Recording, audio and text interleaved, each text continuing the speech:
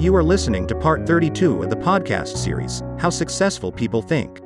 Reflective thinking is like the crock pot of the mind. It encourages your thoughts to simmer until they're done. By visiting past situations in your mind, you can think with greater understanding. The pace of our society does not encourage reflective thinking. For most people, if they're going to do something, they would rather act than think. Now, don't get me wrong, I'm a person of action, but I'm also a reflective thinker. I know how valuable it is. Reflective thinking gives you true perspective.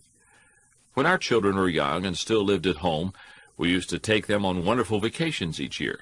When we got home, they always knew that I was going to ask them two questions. What did you like best? And what did you learn? Children don't naturally grasp the value or the cost of an experience unless they are prompted. They take things for granted. I wanted my children to appreciate our trips and to learn from them. When you reflect, you're able to put an experience into perspective, and you are able to gain a new appreciation for things that went unnoticed by you before.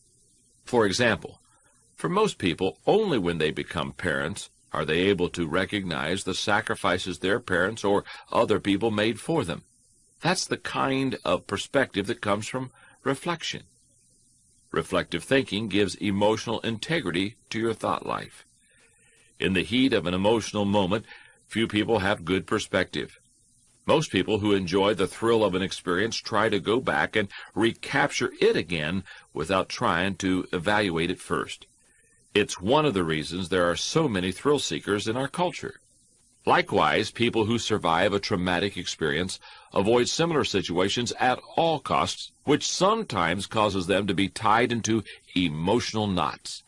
Reflective thinking enables you to distance yourself from the intense emotions of particularly good or bad experiences and see them with fresh eyes.